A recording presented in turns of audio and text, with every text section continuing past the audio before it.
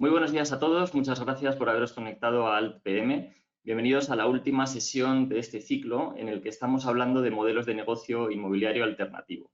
En este ciclo estamos hablando mucho de sociología, de los cambios del hábito del consumidor, de la necesidad de pertenencia a una comunidad o de la necesidad de flexibilidad en un entorno cambiante como el actual.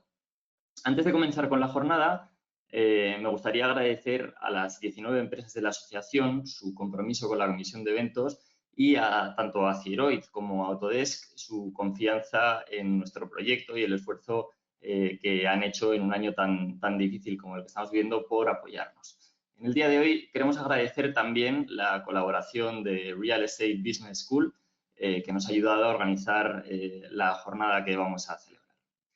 La semana pasada hablamos de centros de datos, de coworking y de residencias de estudiantes. Y esta semana hemos hablado sobre co-living y co-housing. Hoy vamos a rematar este ciclo hablando de modelos de negocio inmobiliario alternativo y de uno que está teniendo pues un especial auge en las últimas épocas, que es el modelo de Build-to-Rent. Hasta hace poco parecía que vivir de alquiler era algo prácticamente impensable, ¿no? Algo irracional, algo que en España, que país de propietarios, no iba a prosperar. Sin embargo, en los últimos años el panorama está cambiando. El acceso al crédito hipotecario se ha endurecido mucho y el contexto socioeconómico y laboral ha hecho que muchas familias y muchos jóvenes hayan optado por un modelo que aporte flexibilidad frente a posibles incertidumbres y que permite vivir en ubicaciones donde la compra sería imposible. Tradicionalmente, el mercado del alquiler ha estado formado por un conjunto heterogéneo de particulares, no profesionales, que ponían parte de su patrimonio en alquiler. La enorme presión que hay en los precios de la vivienda ha puesto de manifiesto la necesidad de dar soluciones rápidas a una demanda insatisfecha de vivienda y han aparecido muchas oportunidades de negocio muy atractivas para inversores, promotores, operadores y otros agentes del sector.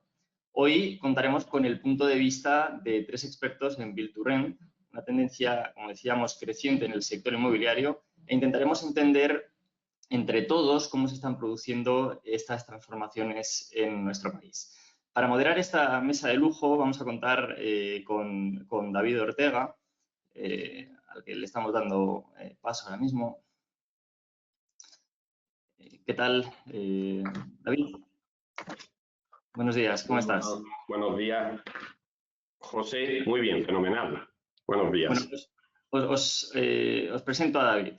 David es licenciado en Administración y Dirección de Empresas por la Universidad de Málaga, Business Administration Degree por el Brighton City College, es diplomado en el Programa Superior de Marketing Digital por ESIC, es Executive MBA por el Instituto de Práctica Empresarial, diplomado en el Programa de Gestión Integral y Competitividad de las Empresas por la EOI, diplomado en Urbanismo y Desarrollos Inmobiliarios por Real Estate Business School y actualmente es director del MBA Inmobiliario de Real Estate Business School y director de formación en REPS, tareas que compatibiliza con la de profesor de Dirección Estratégica de Mercado Inmobiliario junto a la consultoría e investigación en el marco de la escuela. David es articulista y colaborador habitual en medios de comunicación especializados en el sector inmobiliario, coordinador de los informes de tendencias de precios y el pulsímetro inmobiliario, elaborados por el Departamento de Investigación de la Cátedra Inmobiliaria de REPS, y además es autor de notas técnicas y casos prácticos sobre proyectos y empresas del sector inmobiliario español, gracias a la labor de consultoría estratégica desarrollada ad hoc in company. Como veis, os dejo en buenas manos. David, bienvenido. A partir de este momento te cedo el control de la sesión y comenzaremos el debate. Solamente recordaros que podéis ir haciendo vuestras preguntas a través del chat o del apartado de preguntas y respuestas de la plataforma en cualquier momento de la jornada y que las iremos respondiendo durante la sesión. Así que voy a ir dando paso al resto de los ponentes y muchas gracias a todos por vuestra asistencia.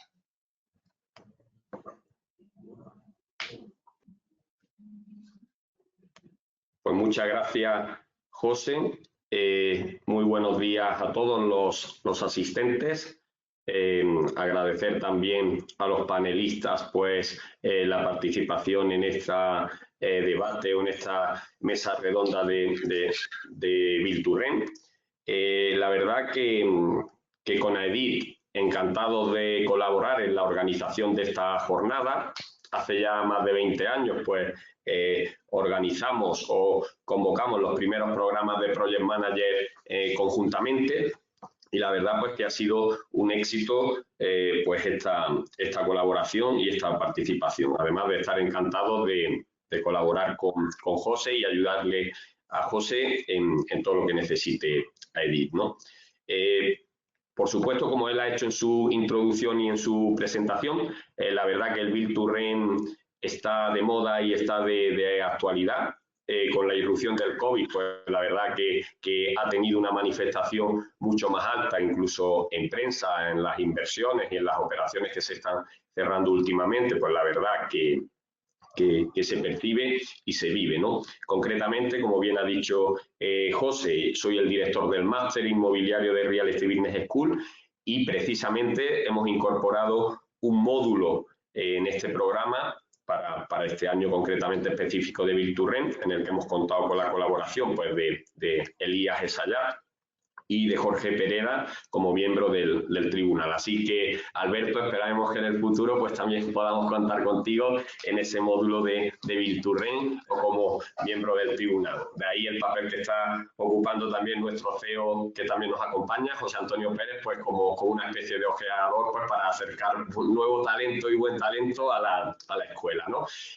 Yo, sin permitirme, yo creo que José ha hecho una gran presentación mía, incluso me voy dando cuenta que quizás con los años pues cada vez va rellenando uno más su reseña curricular, pero yo creo que hoy lo importante es el debate y sobre todo que abordemos el tema de Build2Rent. Y yo principalmente voy a hacer más bien una presentación escueta un poco con lo que es vuestro cargo actual y la empresa actual en la que estáis, ¿de acuerdo? En primer lugar, pues contamos con Alberto García Gasco, es analista de inversiones dentro de lo que Nubin, que creo que para cualquiera que esté en el sector, pues un operador que está muy activo, sobre todo en lo que es el negocio del Build2Rent. Y Alberto, bienvenido y muy buenos días y encantado de contar contigo. Hola, buenos días a todos. Fenomenal. A continuación, pues presentaré a Elías Esayat, como os he comentado, el profesor de Build2Rent dentro del máster inmobiliario de la escuela, actualmente director de operaciones de Vivenio, que creo que también conocido por cualquiera que esté en el sector, un operador también bastante activo en la línea de Build2Rent y además en su pasado pues ha trabajado en Locare, ha trabajado también en Grupo Avintia y en algunas otras instituciones más. Y por último, y no menos importante, pues Jorge Pereda, director de Build2Rent dentro de Grupo LAR. También considero que Grupo LAR poca presentación necesita porque es muy conocido en el sector y además de haber trabajado en Grupo LAR, pues en sus inicios sí tuvo una trayectoria, una introducción dentro del real estate y después pues ha trabajado en el mundo de la consultoría y también ha trabajado pues en el mundo financiero. Muchísimas gracias de nuevo a los tres por estar aquí.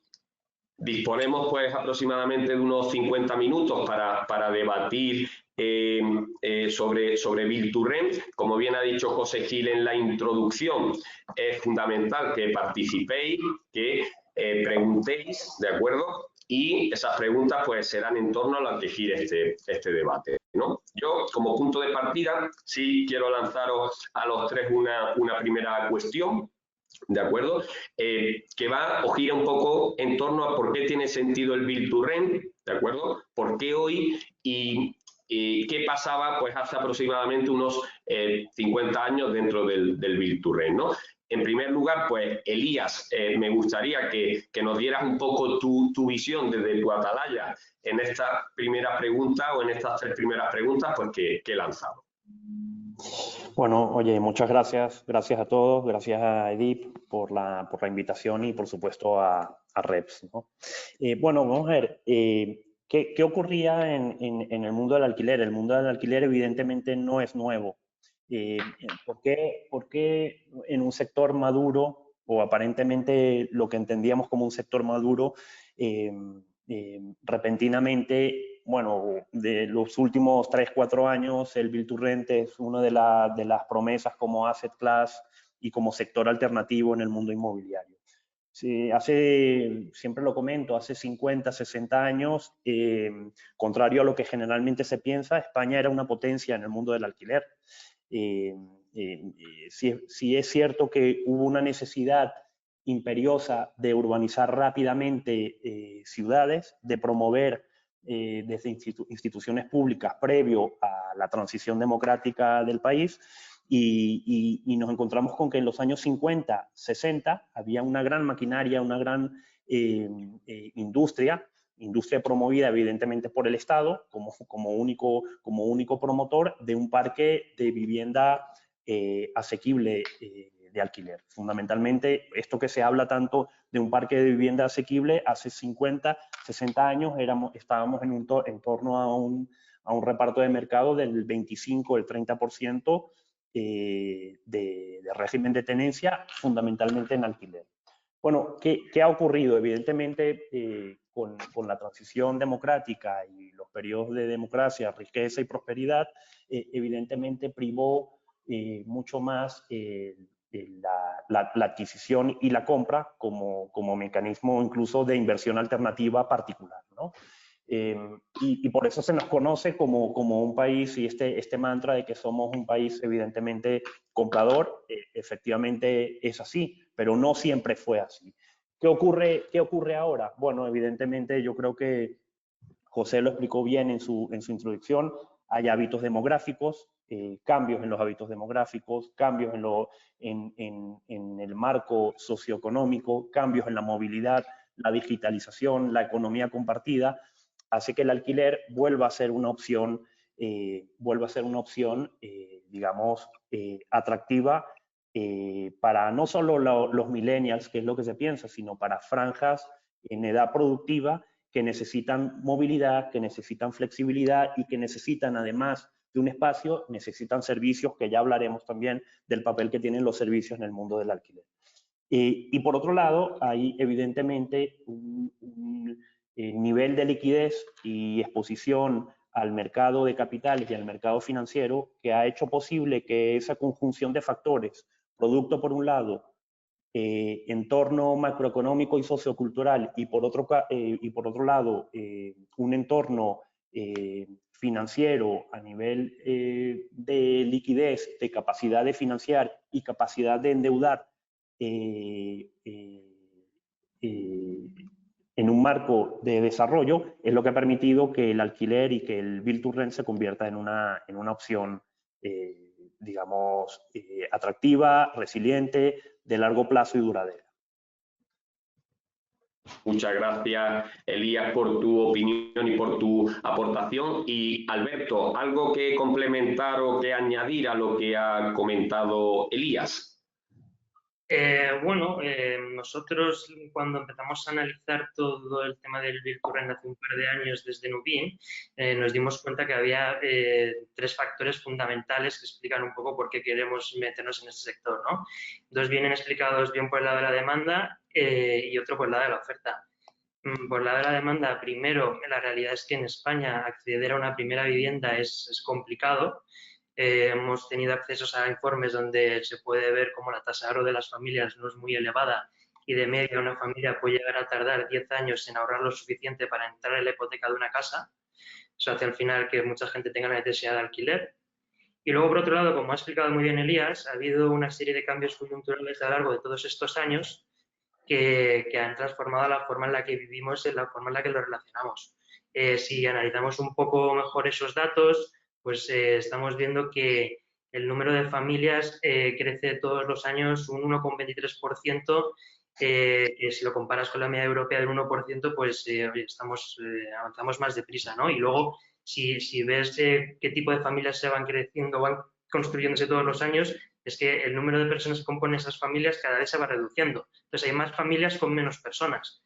y luego ya si analizas el número de viviendas o de familias unipersonales de solo una persona, en los años 90 representaban aproximadamente el 11% del total del número de familias y ahora se ha multiplicado por más de 100 y estamos hablando de un 23%. Entonces, las necesidades de esta gente, de esta demanda, han cambiado y cuando se van al mercado e intentan encontrar producto para alquilar, pues se dan cuenta que la oferta disponible no es de su agrado, no satisface lo que ellos están buscando. Y bueno, vemos que el stock está muy obsoleto, mucho de lo que se está poniendo en el mercado para alquiler pues se construyó hace más de 20 años y bueno, y no son a lo mejor viviendas lo suficiente llamativas, suficientes para esta demanda, ¿no? Fenomenal, Alberto. Y por último, Jorge, ¿qué añadirías a lo que han comentado tanto Elías como Alberto? No sé, ¿algún matiz más o algo diferenciador? Es difícil añadir mucho más a lo que han dicho porque estoy totalmente de acuerdo. Sí que como matiz quizá otro de los grandes aceleradores probablemente de esa tendencia, y está muy ligado a lo que decía, ¿no?, de la capacidad de ahorro de las familias que mencionaba Alberto, es que antes te financiaban el 100% de la vivienda. El mercado de la financiación hoy a particulares claramente no está ahí, el mercado hipotecario no está ahí y por tanto pues antes probablemente era una alternativa mucho más fácil precisamente porque ese esfuerzo lo pudiesen generar o no las familias mediante ahorro, es que no era necesario. Cosa que hoy, pues claramente ese 20% que tú tienes que poner por delante más otro 10% en impuestos, pues supone, pues para una vivienda no excesivamente, de un ticket no excesivamente elevado, esas familias tienen que tener 60 o 70.000 euros de ahorro, que hoy es mucho más difícil, ¿no? Y luego, por último, pues probablemente yo creo que es un momento necesario para el mercado de alquiler, precisamente por la parte operativa, es decir, como yo creo que con mucha precisión mencionaba Alberto, el parque es no solo corto, es decir, ese, no sé, 18 o 20% de parque de vivienda en alquiler versus compra, no solo es pequeño comparado con cualquier media europea, sino que además un 95% de ese está en manos de particulares cuya gestión pues es la que puede hacer un particular, que probablemente la haga muy bien, pero es hasta donde llega su posible gestión de puertas para adentro y nunca una gestión, digamos, integrada, ¿no? Y yo creo que ese es un poco el papel que todos los que hoy estamos aquí y otra gente que está participando en el mercado pues va a intentar jugar o va a intentar consolidar. Ahí, en la colación a lo que acabas de comentar, Jorge, hay una pregunta que la ha hecho José sobre precisamente, la ha escrito en el chat, ¿qué beneficios tiene para un arrendatario alquilar a un arrendador institucional frente a un particular? Es decir, si pudieras hacer un poco más de hincapié en esa línea y respondemos un poco a esta pregunta que se ha hecho por el chat. Pues mira, yo creo que hay uno muy claro que es alineamiento de intereses. Es decir, si el arrendatario quiere estar en su vivienda, yo lo que quiero es que esté. Es decir, a mí me interesa que las viviendas estén ocupadas el máximo tiempo posible, cosa que en un digamos, propietario particular no siempre es así, ¿no? De repente todos conocemos el típico caso de, bueno, es que yo esta vivienda la tenía en alquiler, pero ahora se ha casado mi hijo y entonces ya se viene a vivir aquí, entonces te tengo que echar, no te voy a renovar el alquiler, ¿no? Eso es un caso cuando yo creo que un inversor digamos, profesional, lo que quiere es que sus viviendas estén en alquiler y que estén ocupadas y que, por tanto, generen ese rendimiento. Yo creo que hay un alineamiento de intereses total. Y luego, otra cosa muy importante es lo que mencionaba antes. Yo creo que el control de una comunidad al completo, no solo de lo que ocurre de puerta para dentro de la vivienda, sino en todo el entorno, es fundamental. Yo creo que eso es una diferencia crítica donde no hay digamos, ningún tipo de lucha o decisión de una comunidad de propietarios, no. Soy yo, como arrendador profesional, el que, digamos, se preocupa de que toda esa comunidad funcione para que todos los inquilinos tengan el mejor servicio posible. Fenomenal. Pues muchas gracias, Jorge, por responder también a esta pregunta. No sé si Alberto o Elías queréis añadir algo a esta cuestión última. Bueno, básicamente, ¿qué busca un arrendatario? Bueno, básicamente servicio, experiencia Pensemos que menos del 4% del parque de alquiler está en manos de operadores profesionales. El resto es un mercado absolutamente atomizado, ¿no? Por tanto, ¿qué busca un inquilino? Bueno, busca evidentemente un contenedor. Yo siempre hablo de la relación entre el brick y el click. Es decir, ya no solo busca un producto inmobiliario, sino que busca servicios, busca experiencias, busca oferta, catálogo de experiencias en el que habitar una vivienda, dado que la vivienda, como ya hemos consensuado, es una opción que va a ir en crecimiento, pues efectivamente lo que busca es prestaciones, es servicio, como cualquier servicio, bien o servicio de consumo que busca en el mercado, ¿no? Por tanto, esa experiencia se la puede dar un operador profesional. Difícilmente un operador particular, salvo que tenga una vocación muy particular, puede tener esa capacidad de ofrecer experiencias, de ofrecer servicios, de ofrecer espacio, de ofrecer prestaciones, de ofrecer un producto inmobiliario de calidad y en continua renovación, ¿no? Por tanto, lo que busca es lo mismo que busca cuando adquiere un coche o cuando alquila un coche, lo mismo que busca cuando va al mercado del gran consumo, ¿no? Yo creo que este es un mercado que cada vez va a ir más hacia un mercado de consumo, ¿no? Fenomenal, gracias. Elías, ¿algo que añadir, Alberto, en esta cuestión o tocamos un poquito tema sobre la regulación en el mercado del alquiler? Si me dejas solo hacer un pequeño comentario con la parte de beneficios en nuestro caso, creo que es interesante. Nosotros también lo que estamos haciendo, lo que vamos a ofrecer es un servicio de experiencia de usuario, mejor, o sea, la mejor experiencia de usuario que pueda ser posible, ¿no? Entonces, para eso tenemos un servicio que consiste en, simplemente tú pagas tu renta y el día que firmas tu contrato y pagas tu renta, entras en casa, no tienes que domiciliar absolutamente ningún tipo de recibo ni ningún tipo de utility, ¿no? Todo el tema de luz, todo el tema del agua, todo el tema de electricidad, de Netflix, de internet, todo viene automáticamente incluido cuando tú pagas tu renta, no tienes que domiciliar nada y eso es algo que no te puede ofrecer ningún particular. Un servicio profesionalizado que creo que puede marcar una buena diferencia con lo que es el mercado de alquiler de privados, ¿no? Fenomenal. Hay alguna pregunta hecha en el chat, pero si te parece, Alberto, como te he comentado antes y te traslado a ti esta cuestión, ¿qué opinas sobre la regulación en el mercado del alquiler? ¿Cómo puede afectar este intervencionismo, tanto a nivel nacional o incluso si a nivel internacional podéis comentarnos alguna experiencia?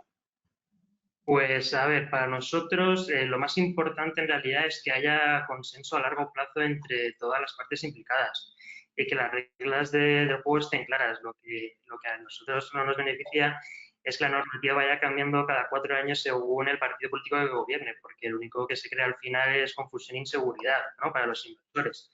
Entonces, si tú haces una oportunidad, haces un business plan a 5 o 10 años y al poco tiempo de invertir las reglas del juego cambian, no beneficia a nadie. O sea, lo importante es que tengamos las reglas del juego claras. Eso, que esté regulado o no, pues oye, entendemos que en algunos momentos, en ciertas ocasiones, se va a tener que hacer. Fenomenal. Gracias, Alberto. Jorge, ¿opinión con respecto a este tema de regulación o algo que quieras añadir? Yo voy un pasito más allá. Yo estoy de acuerdo absolutamente en que necesitamos un marco claro bajo el que operar. Una vez que sabes cuáles son las reglas del juego, pues te haces los números de acuerdo con esas reglas, ¿no? Y lo que es muy difícil lidiar con la incertidumbre a todos los niveles.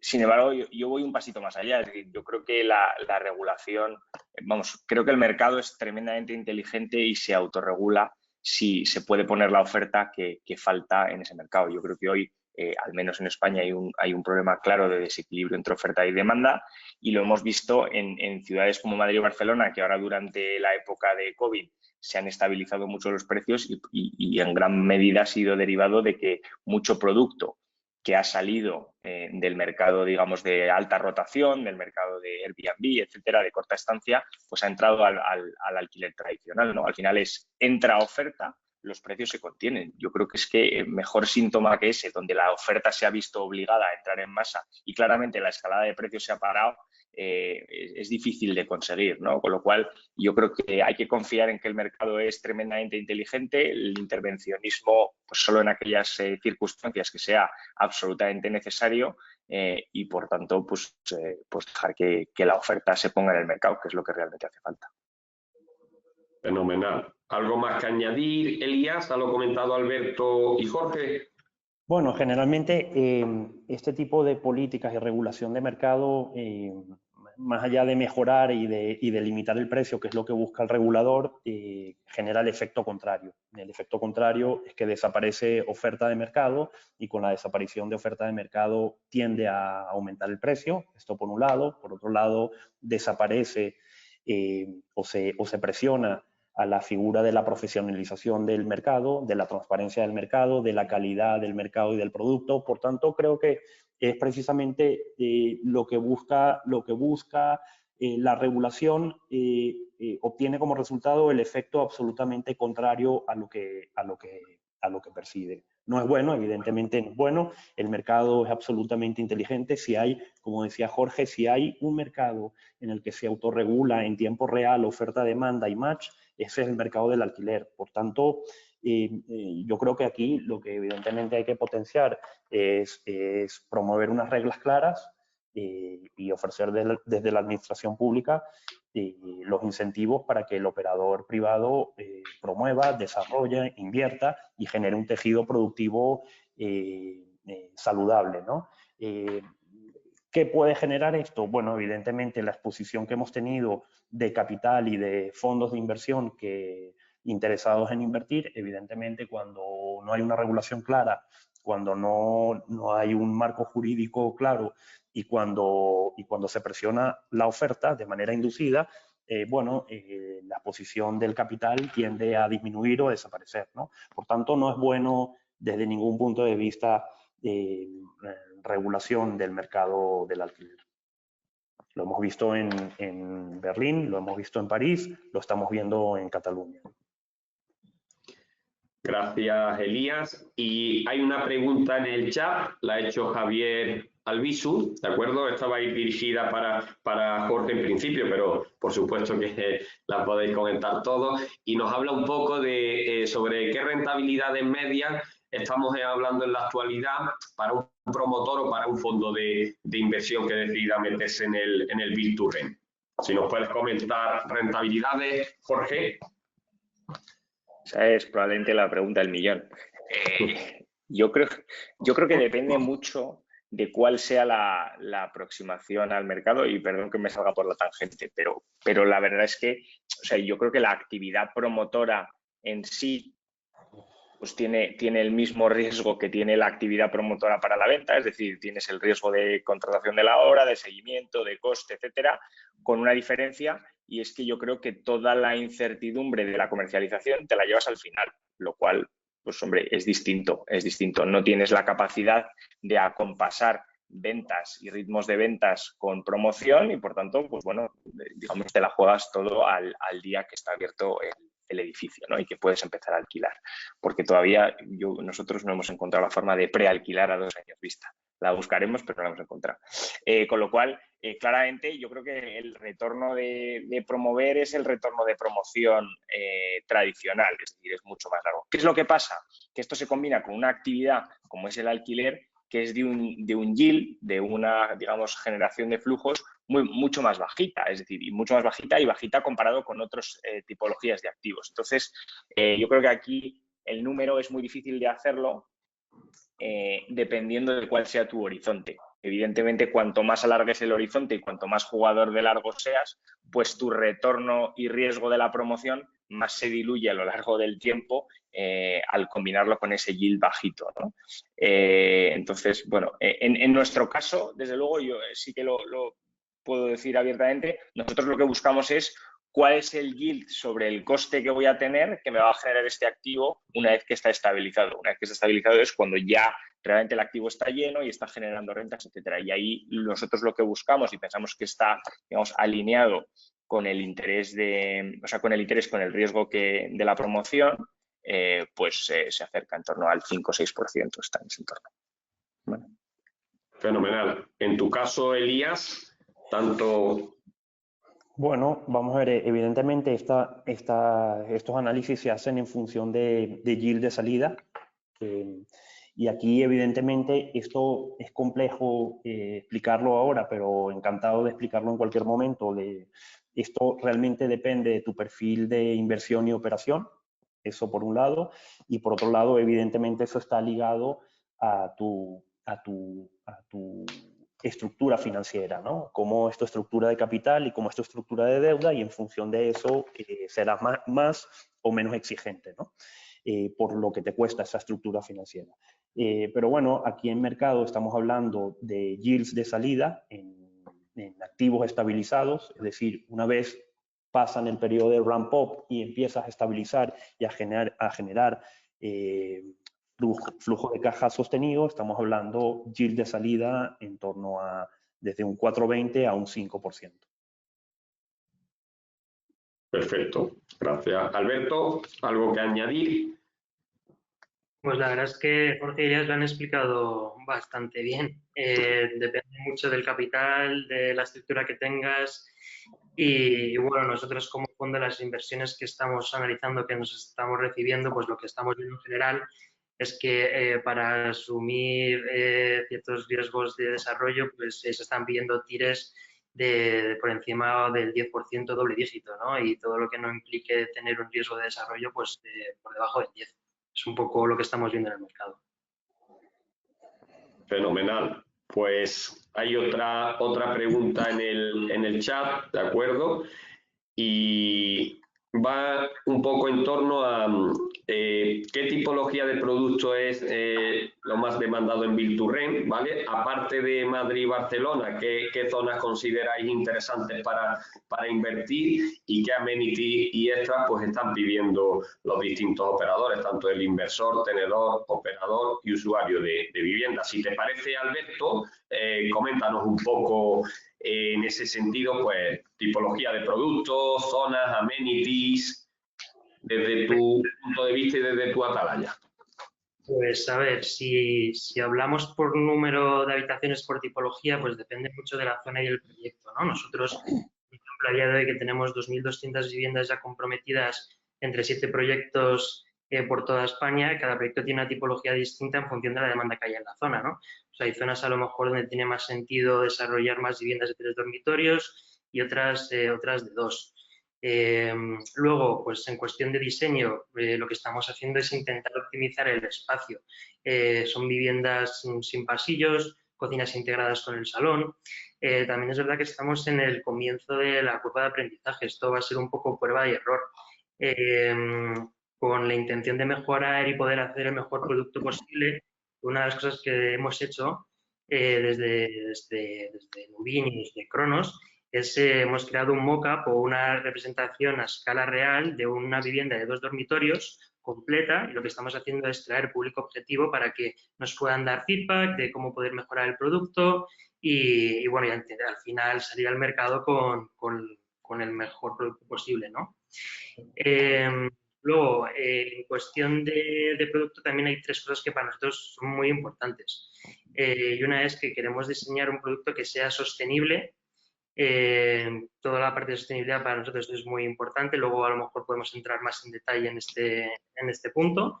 Luego también estamos desarrollando un producto que para nosotros es importante que sea asequible, ofreciendo la mejor experiencia posible. O sea, no nos estamos yendo a zonas donde las rentas sean muy elevadas. Y luego también, muy importante para nosotros, que tenga un componente tecnológico. O sea, que mejore la experiencia del usuario y que nos ayude a nosotros también en la parte de gestión a obtener datos y poder optimizar lo máximo posible. Luego, en zonas, pues quizá Madrid, pues tienen que ser siempre zonas que estén bien conectadas con transporte público, donde veamos que haya un claro break entre la oferta y la demanda, que vemos que haya crecimiento de rentas, que haya habido crecimiento de rentas en los últimos años, que normalmente suelen ser zonas que están fuera de la M30, ¿no? Y luego, pues la parte de Barcelona, pues actualmente tenemos un proyecto en Tarragona y estamos analizando también alrededores de Barcelona ciudad, ¿no? Fenomenal, Alberto. Elías, ¿algo que añadir un poco en temas de tipología, de diseño, de concepto que estáis viendo tanto como operador como en la parte del BTR? Sí, bueno, desde el punto de vista de estrategia de inversión, generalmente, para que esto sea viable, y esto evidentemente en cada caso es distinto, estamos hablando de ámbito metropolitano de principales capitales de provincia con mayor de 40.000 habitantes, ¿no? Para nosotros ese sería como el punto de inflexión para analizar una operación. ¿Y qué ámbito? Evidentemente, ámbito metropolitano de Madrid y Barcelona son en ese sentido los reyes, pero si buscamos mercados alternativos, porque la idea es abrir mercados alternativos, no todos lo permiten, por una razón que si queréis lo comento, pero estamos hablando de Málaga, Valencia, Palma de Mallorca, Bilbao, además de Madrid y Barcelona, ¿no? Yo creo que estos serían, digamos, el ámbito claro donde con claridad se puede invertir en un negocio exigente en capital, exigente en retornos y donde tienes que generar un balance, equilibrio de producto y servicio, precio interesante, ¿no? Y por tanto esas serían las localizaciones, ¿no? Desde el punto de vista de producto, bueno, nosotros en ese sentido somos unos obsesivos por el producto. Tenemos un laboratorio de pruebas de 6.000 viviendas, ¿no? Donde vamos tanteando, donde vamos probando, y eso es muy interesante porque abre otra perspectiva a la forma de proyectar vivienda, ¿no? Te conviertes un poco en un obsesivo de producto y de cómo habitar una vivienda, y ahí podríamos hablar, evidentemente esto es muy genérico, pero podríamos hablar de una tipología clásica que son vivienda muy optimizada de 2 habitaciones, 2 baños, ¿no? Como titular de producto, ¿no? Pero evidentemente la forma como habitar, la forma como aprovechar el espacio, la forma como optimizar, este es un negocio, yo lo comento mucho, este es un negocio de metro cuadrado útil, ¿no? Donde la optimización y la eficiencia de ese espacio es vital para la rentabilidad, para la experiencia, para el valor en todos los sentidos, ¿no? Y esto es un poco las líneas, ¿no? Fenomenal. Jorge, si te parece, en temas de amenities, ¿qué consideras o qué percibís vosotros que os puede estar demandando el mercado? Y después también te lanzo una pregunta de cuánto tiempo se tarda en estabilizar el activo. Esa también va a ir para ti, ¿de acuerdo? Pero en tema de amenities... Pues mira, en tema de amenities yo creo que es uno de las cosas más difíciles que tenemos encima de la mesa, ¿no? Todos, yo creo que cuando vemos nuestros proyectos en fase de diseño, probablemente nos tenemos que agarrar para no pasarnos de frenada con el nivel de amenities, porque al final son metros cuadrados que tienes que construir y que no están dedicados a vivienda, ¿no? Y como muy acertadamente decía Elías, este es un negocio de metro cuadrado útil, ¿no? El metro cuadrado que la gente puede pisar dentro de su vivienda y, por tanto, el esfuerzo para optimizar en las viviendas y en las tipologías no lo puedes tirar por la borda porque te pasas de frenada en amenities de cosas que la gente o no aprovecha o no te paga, ¿no? Yo creo que esto es guardar ese equilibrio entre tener un producto atractivo donde claramente hay amenities, donde nosotros pues apostamos en función mucho de la ubicación y del entorno en el que está situado el activo, pues desde amenities exteriores como puede ser una piscina, una pista de pádel o juegos infantiles, hasta amenities interiores como pueden ser pues un gimnasio, una sala de trabajo o una sala comunitaria de estas multifunción que se está utilizando mucho. Pero yo creo que la magia está en el equilibrio de estudiar un poco cada uno de esos mercados, decidir cuáles de los amenities vas a incluir y cuántos metros te vas a gastar en esos amenities. No hay una regla matemática desde mi punto de vista para decirlo para cada proyecto. Y la otra pregunta que me lanzabas era, perdón, David. ¿Cuánto tiempo se tarda en estabilizar el activo? Sí, cierto. Esa es otra buena pregunta. Nosotros aproximadamente, claro, depende mucho también del mercado, ¿no? La tipología de producto a quien te estás dirigiendo, pero aproximadamente calculamos que un periodo razonable para estabilizar mayoritariamente un activo está en torno al año. ¿Vale? Yo creo que la dificultad de precomercializar un producto en alquiler, que es muy difícil porque no tiene nada que ver con una vivienda en venta, es decir, hasta que no está terminado y la gente puede pisar su vivienda para decidir si la alquila o no, pues el periodo es muy corto y a partir de ahí, pues en torno a un año es lo que nosotros contemplamos como una curva de estabilización razonable, que probablemente en sitios pues más céntricos, con más demanda, etcétera, pues pueda ser algo más rápido. Fenomenal. ¿Algo más que añadir a esta última pregunta, Elías o Alberto? ¿O compartir la opinión de Jorge de estabilización en ese periodo? Sí, básicamente yo creo que a partir del año es estabilización de activos, ¿no? Eso sin duda en activos que provienen de Build to Rent, ¿no? En activos en desarrollo, ¿no? Activo operacional puede ser otro periodo de maduración y de estabilización algo mayor puede ser, ¿no? Pero sí, en obra nueva, digamos, en producto en desarrollo, a partir del año es inicio de la estabilización del activo. Fenomenal. ¿Misma opinión, Alberto? Sí, la verdad puedo añadir en este tema. Nosotros también es lo que estamos viendo y estamos asumiendo. Fenomenal. Pues te lanzo hay también una pregunta de Javier García que comenta un poco qué opináis en relación a el plan VIVE que ha sacado la Comunidad de Madrid. No sé qué opinión puedes tener en ese aspecto, Alberto, o si algunos animáis a responder esa cuestión. A ver, nosotros en principio no nos hemos metido en detalle a analizarlo. No recuerdo muy bien exactamente cuáles eran las condiciones, pero lo que sí que recuerdo bien es que la rentabilidad no era muy atractiva para nosotros.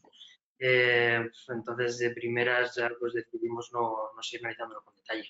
No sé cuál sería el caso del resto de ponentes, ¿no? Pero... Jorge, ¿qué opinas? ¿O vosotros sí habéis participado, no habéis participado? Nosotros nos hemos asomado, pero la verdad es que no llegamos a participar. Probablemente la razón principal es precisamente lo que decía Alberto, ¿no?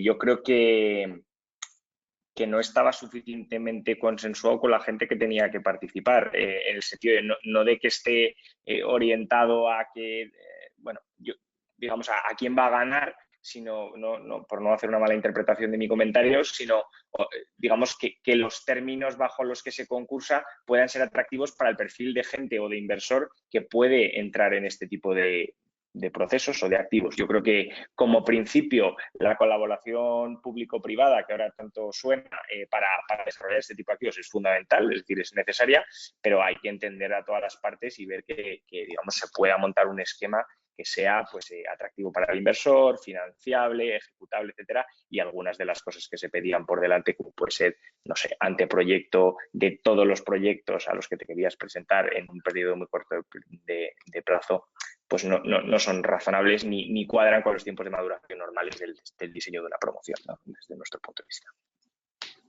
Fenomenal, gracias. Y Elías, una pregunta que también se escribe en el chat por parte de Carlos y habla un poco de cómo se están financiando los proyectos, tanto el área, digamos, el bloque tanto de Build to Rent como la parte de gestión patrimonial. No sé ahí, Elías, qué opinión o qué nos puedes aportar de la financiación, si es con equity, si la banca aparece, si es a través de fondos de inversión, de fondos de deuda. ¿Qué opinión tienes en ese aspecto, Elías? Bueno, sí, hay de todo en el mercado. En este momento, este tipo de proyectos se financian con una estructura básicamente de equity y deuda. de equity viene por participación de fondos de inversión, participación de fondos fundamentalmente inversión alternativa. Esto por un lado, y desde el punto de vista de deuda, fondo de deuda y entidades financieras, ¿no? Desde el punto de vista operacional, en activo en mercado secundario, bueno, fundamentalmente bien con esa misma estructura, o una de ellas, o la combinación de ellas. Realmente no hay nunca una única estructura, sino es el mix de todos estos canales y de todas estas fuentes de capital y deuda que has comentado, y desde el punto de vista operacional es una vez que está estabilizado el activo, puedes refinanciar el activo, ¿no? Sin colateral, sin garantía hipotecaria, refinancia sobre rendimiento de renta, ¿no? Y es una forma también de financiar, sobre todo para hacer rollout, ¿no? Para hacer despliegue y de destinar esos recursos a despliegue a otros proyectos, ¿no? Fenomenal. ¿Algo que añadir, Jorge o Alberto?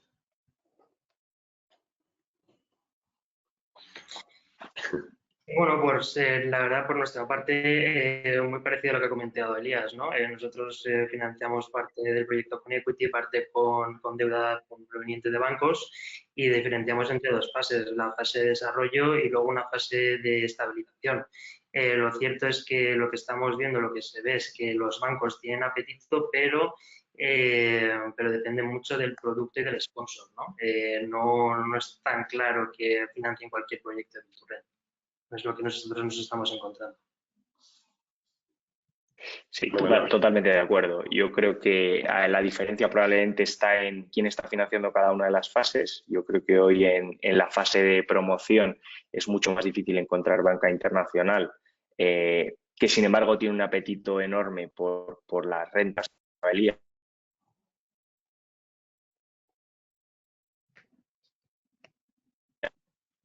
y probablemente porque están acostumbrados a hacerlo en otros países, ¿no?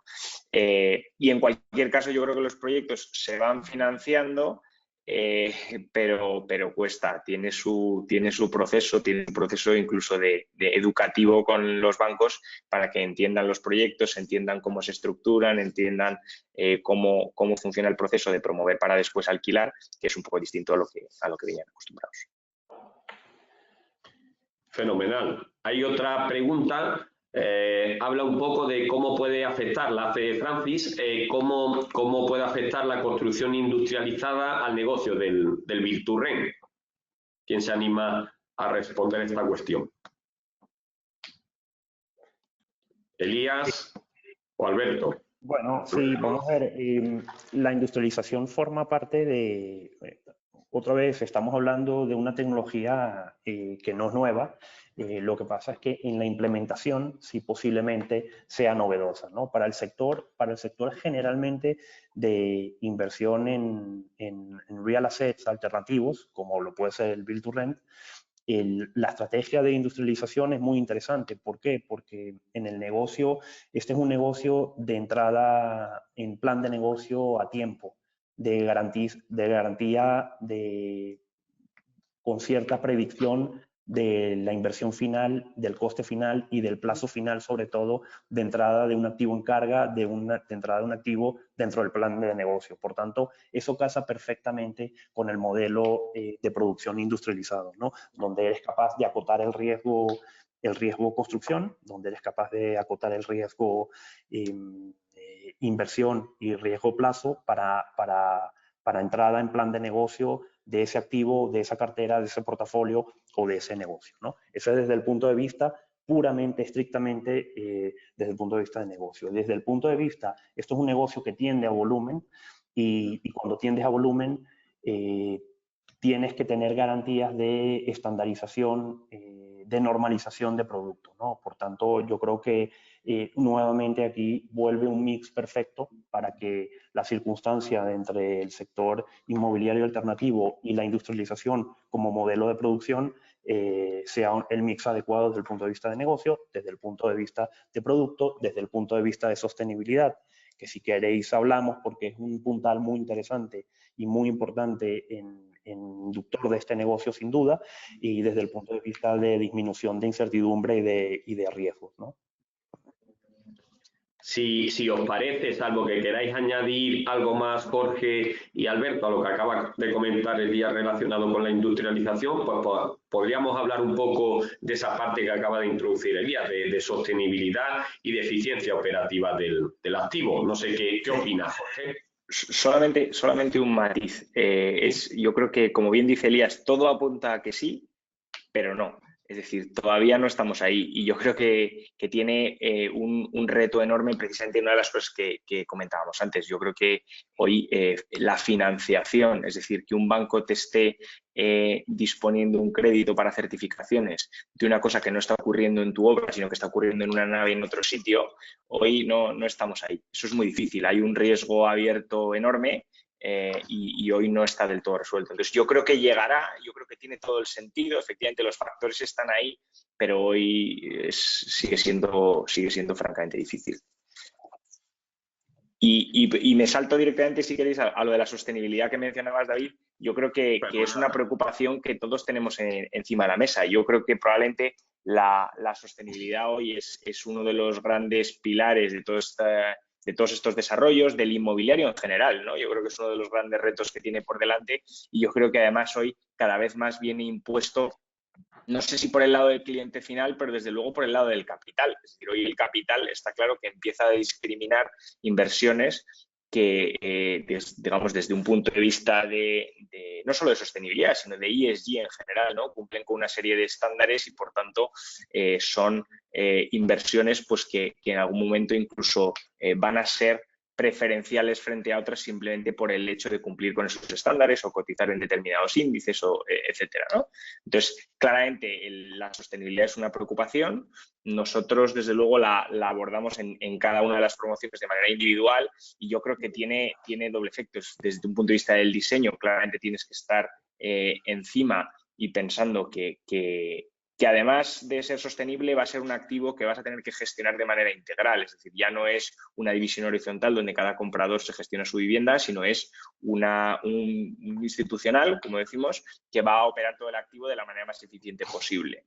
Y, por tanto, pues bueno, en tema de instalaciones, de aislamientos, etcétera, pues yo creo que se pone mucho esfuerzo. Nosotros en particular, la verdad es que tenemos bastante definido cuáles son los parámetros de cada uno de los activos que, salvo caso raro, vamos a cumplir en todos ellos. Fenomenal, gracias Jorge. Alberto, con respecto tanto a la sostenibilidad como a la parte, digamos, de industrialización, si quieres añadir algo también.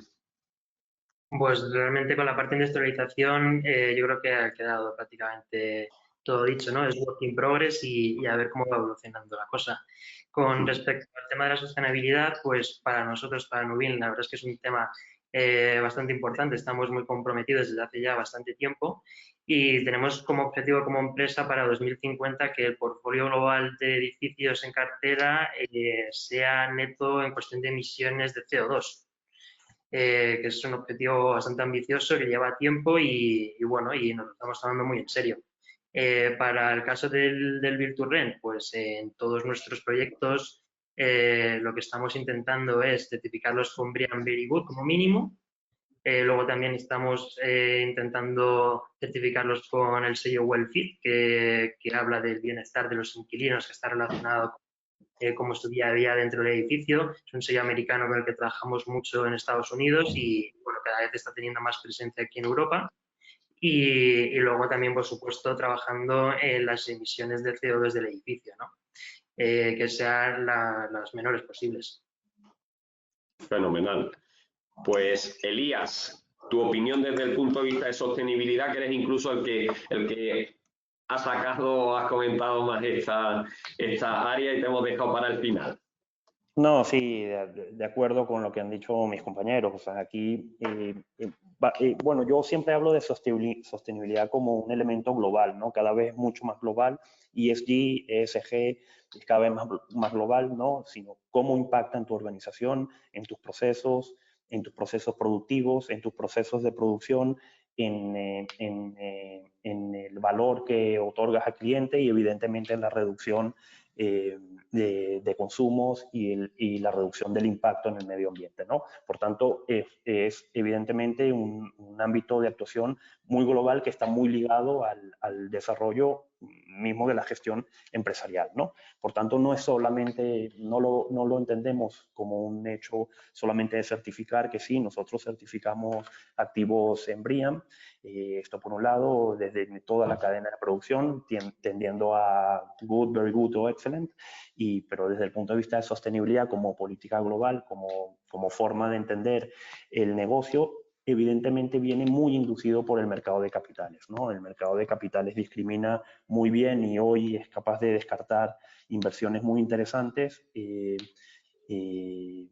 dependiendo si está condicionado a la apuesta o no de la sostenibilidad como un plan de desarrollo global y de largo plazo, ¿no? Por tanto, eso en el fondo es una nueva forma de entender la economía, una nueva forma de entender el sistema productivo y viene muy de la mano de fondos de capital que exigen y que promueven actitudes mucho más sostenibles que obligan a las empresas a readaptarse a esos cambios, ¿no? Y en ese sentido, evidentemente, un proyecto financiado, por ejemplo, los famosos bonos verdes, en el fondo lo que está primando es eso, por un lado, y por otro lado, el impacto, el coste financiero que tiene eso generalmente es mucho menor porque genera unos incentivos para promover actitudes sostenibles y de emisión casi nula o cercana a cero, de consumo reducido y por lo menos acotado, fijando objetivos que puedas mejorar en el tiempo, ¿no? Por tanto, evidentemente eso es una tendencia clara en la cual si no estás va a ser muy difícil poder operar, va a ser muy difícil poder captar capital y va a ser muy difícil poder financiarte si no estás en la senda de una política de sostenibilidad global a nivel de compañía y a nivel de carteras y de activos. Muy bien, vamos llegando al final. Quedan unos 4 minutos, si no me falla la memoria, y creo que han hecho aquí en el chat una pregunta muy buena, Alejandra, que nos habla un poco, ¿qué opináis de la figura y el papel del Project Manager en el BTR? ¿Qué esperáis del Project Manager y dónde aporta valor? No sé, Jorge, si te animas a dar respuesta a esa cuestión.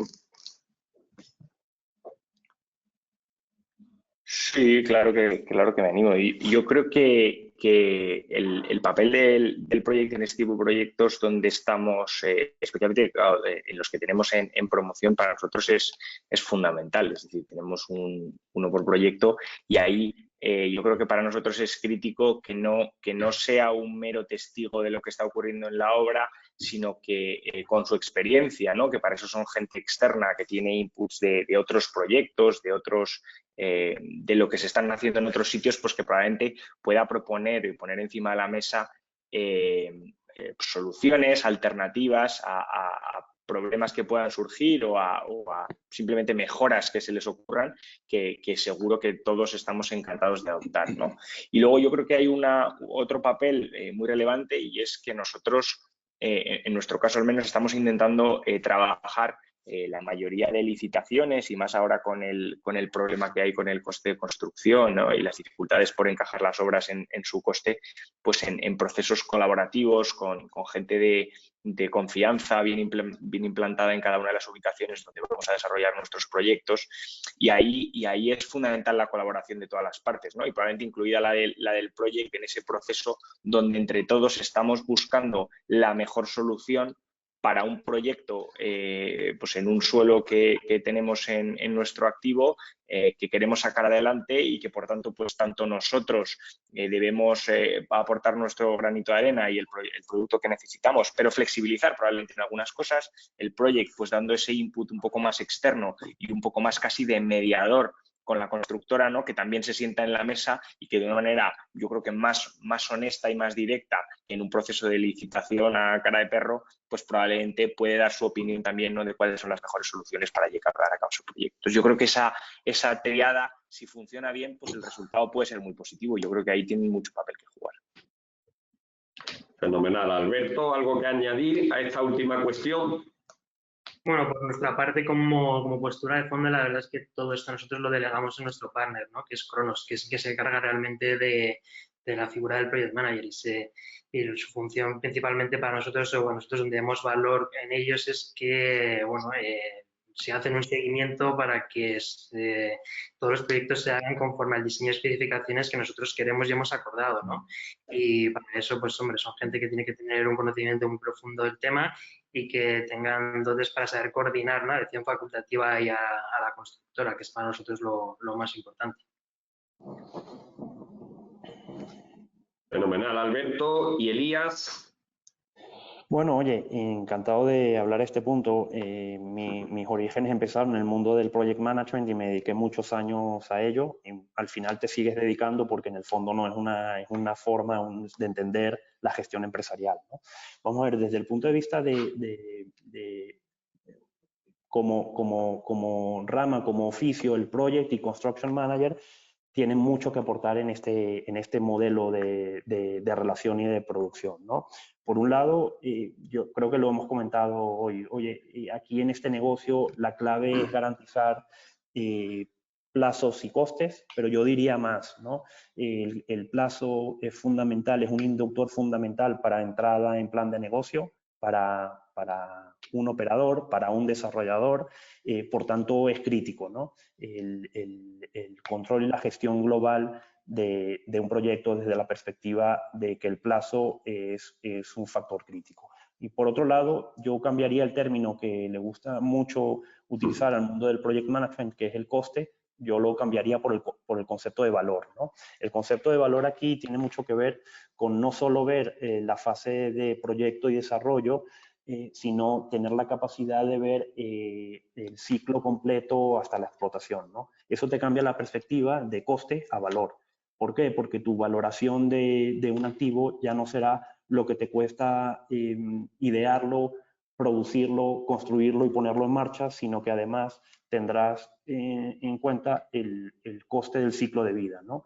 Lo que son mantenimiento y reposiciones que son CAPEX, ¿no? Por tanto, si el proyecto es capaz de entender y manejar esas variables desde esa perspectiva global, pues posiblemente sea un gran aporte tanto al negocio como al oficio del project manager.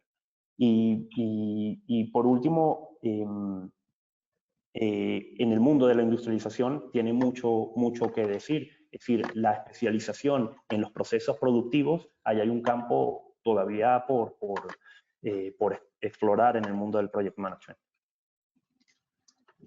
Pues muchísimas gracias, Elías, Alberto y Jorge. Está José Gil por ahí. Damos por concluido. No sé si tenemos, aunque sea unos segundos, para hacer un breve resumen por parte de José Antonio. Si no, tú nos comentas, José, o damos por concluida la sesión. Sí, damos paso a José Antonio y también luego vamos a dar paso a Elena Holgado, que es la presidenta de la asociación y que va a cerrar este ciclo, ¿verdad? José Antonio, ¿estás ahí para hacer un...? Sí, estoy por aquí, escuchando y aprendiendo atentamente, que la verdad cada día disfruto más en la otra parte del aula, que es como alumno, ¿no? Porque da tiempo a pensar, a tomar nota y a proyectar ideas. Pero bueno, ante todo, felicitaros a todos, agradeceros no solo la organización, sino la generosidad compartiendo talento y como cada cual, eso que sí, yo tengo mis claves, mi magia, mis trucos, bueno, pues lo habéis puesto encima de la mesa y no hay más truco que trabajar todos los días, analizar bien lo que ha pasado y proyectar un futuro, pues con unos puntitos de ventaja sobre otros aquellos que están todavía durmiendo, ¿no? Entonces, pues eso siempre va a dar ese punto añadido en todo lo que estáis haciendo. Simplemente, oye, felicitaros de verdad porque habéis hecho un análisis histórico que empezó Elías con el Instituto Nacional de la Vivienda, alguna placa queda por ahí de rentas básicas del alquiler en viviendas que hacía en aquel momento la administración pública. Y eso no es cultura española, lo de patrimonializar lo entendemos todos, ser humanos, que vivir de la renta se vive muy bien. La hipoteca, el banco hipotecario, la VPO permitió que se comprara un engaño, yo el primero, era uno alquiler para toda la vida, todo lo que pretendáis, fidelizar a los clientes 50 años, 30, con la cuota hipotecaria. Después la VPO cuasi desaparece, por muchas razones que sabemos. La renta libre arranca, claro, se financia hasta el 120%, hasta para coche y para viajes, pues fantástico. Y la cuota hipotecaria, gracias a tipos de interés bajos y largos plazos de amortización, se podía pagar con los sueldos. Sigue siendo un alquiler encubierto, o ha seguido siendo. Y después de todo lo que hemos vivido y habéis dicho, pues estáis dando respuesta a donde hay muchas necesidades, como fue la industrialización, ciudades donde las necesidades de población aumentan, pero me ha fascinado tanto lo que habéis hecho la semana pasada como ahora con el CO siempre por delante. No sé si la propia EDIP tenéis que pensar en COAEDIP, co-living, co-housing, compartido, co-viajar, co-trabajar, cooperativo, colaborativo, compartido, hasta co-sostenible, ¿no? Bueno, pues lo que nos toca en esta sociedad, que es el gran reto, trabajo en equipo. Enhorabuena, José, ha empezado con la palabra sociología. En económica, sociología era la María de primero, aunque no la aprobaba hasta quinto, y era la María teóricamente. Cada día recuerdo más la sociología en vivienda, que debería haberle prestado mucha más atención que en su momento. Porque ahí es donde está la raíz de todo lo que estáis hablando. En esas necesidades somos nómadas en el origen. Ver los documentales que queráis, es lo que nos da la supervivencia. El sedentarismo probablemente lo hace la hipoteca, los votos y los marcos políticos que también vamos eligiendo cuasi libremente algunas veces. No perdáis de vista que lamentablemente hoy hay más dictaduras que ayer a nivel mundial y aspiramos a esa democracia, a esa libertad y a esa pluralidad que es viajar. Viajar, tenéis que estar a vuestro servicio, las experiencias que habéis dicho. ¿Qué pasó en el mundo hotelero? De los hoteles familiares a cadenas, a industrializaciones. ¿Qué pasó en el mundo de alimentación, de pequeña tienda, el retail? Pues todo este espacio, había hablado de cifras, 15 años vista, formación de 1.1 millones de hogares. Eso es casi duplicar la capacidad de construcción ahora mismo. Había hablado del particular que arrienda, entidad de arrendamiento de vivienda, Real Decreto 2010 del señor de Guindos, que sigue en vigor, que da ventajas fiscales a la SOCIMI. Todo eso se está... Hay necesidades de 50 viviendas en espacio de 10.000. La vivienda rural, hoy disparada en precio, como habéis dicho, por falta de oferta, esa oferta equilibra, pero eso no quita a que en los suelos públicos se hagan cosas. Los equipamientos, los dotacionales, compatibles con residencial apto según uso estudiantil y demás. Nos queda un mundo por descubrir. Y el proyecto, os lo tengo que decir una vez más, igual que lo dije la otra vez, y como bien ha dicho David, por algo hicimos esa especialidad y la seguimos manteniendo en la casa. Habéis roto el pollaque de la obra. El ya que estamos dispara los costes, se machaca los tiempos y la calidad pasa a un tercer plano. No, señor. La calidad es el primero según esa regla. El tiempo es el que es, que los GIL y la TIR son tires, promotores, no, promotires, ¿no? Pues el TIR ese cada día hay que mantenerlo y obviamente con unos costes que no se puede ir de las manos porque estamos en unos mercados cada día más competitivos en base a esos clientes finalistas. O deciros que con eso la gran oportunidad de esa microatomización que hay por todos lados es fantástica. A poco que el proyecto acabáis gestionando un poquito más el proyecto, porque ya los que tenéis los tamaños de esos cientos y miles de viviendas de modelos dentro del Build to Rent, el alquiler se lleva haciendo para toda la vida. El promotor clásico, hablo de mi familia, el local era en aportación, los áticos nunca los vendíamos, evitamos beneficios y hoy tenemos, no sé si un build-to-rent, un coñazo a veces, que estamos encantados por profesionalizarlo y que alguien nos cobre un 20% y nos dé rentas netas, que es como se vive bien con la renta neta. Digo esto porque ese es el gran yield del ahorro del mundo gracias a vuestro trabajo. La capitalización, mientras el tipo financiero esté al 0% monetario, al 0,5 o al 1, cuando se consiguen rentas netas en volumen y en edificios, el valor de todo ese esfuerzo se multiplica por 2 o por 3. Basta que hagáis la formulita de la capitalización, que podría tender a infinito y protegemos el ahorro del mundo, que es nuestro propio ahorro. De modo que enhorabuena y aquí vais a encontrar Real Estate Business School, equipos en Madrid como David, vosotros participando para poder convivir todos estos tipos de modelos de negocio en volumen como en atomización, porque el territorio no solo en España sino en el resto del mundo está pidiendo soluciones día tras día, ¿no? Las personas en definitiva.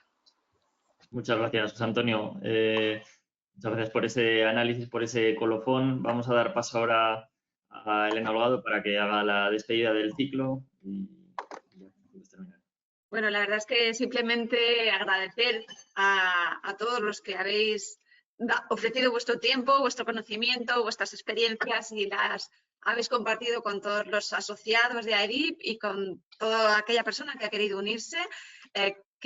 Bueno, pues la verdad que estamos contentos de poder difundir el conocimiento que todos tenéis. Creo que no sabría decir cuál de las ponencias de todo ese ciclo al PM ha sido más interesante, porque creo que empezamos con CPDs y hemos acabado con Build to Rent, y por todo lo que hemos pasado, creo que de todas ellas estoy segura de que todos hemos aprendido muchas cosas. Y no solo hemos aprendido, sino que quizás se nos han abierto bombillas y pensamientos para poder seguir avanzando y seguir trabajando en hacer un buen project management, que es lo que nosotros buscamos, en poder gestionar adecuadamente, saber los objetivos claros de cada una de las distintas inversiones y proyectos. Y bueno, la verdad que gracias a todos, gracias también a los que se han apuntado y nos han escuchado, que seguiremos ahí, que nuestra intención es, pues eso, difundir conocimiento, experiencias, y gracias a estos magníficos ponentes que nos ceden su tiempo y sus conocimientos, podemos conseguirlo. Espero que haya sido muy interesante para todos y bueno, la verdad es que, como siempre decimos, si alguien de los que nos está escuchando o de los mismos ponentes cree que hay algún tema interesante del que podemos hablar y del que podemos difundir, pues estamos aquí para escucharos y seguramente podremos organizar un nuevo ciclo muy interesante en los próximos meses. Y nada más. Muchas gracias a todos y José, si quieres tú ya terminar y cerrar. No tengo nada más que decir. Muchísimas gracias a todos y hasta la próxima.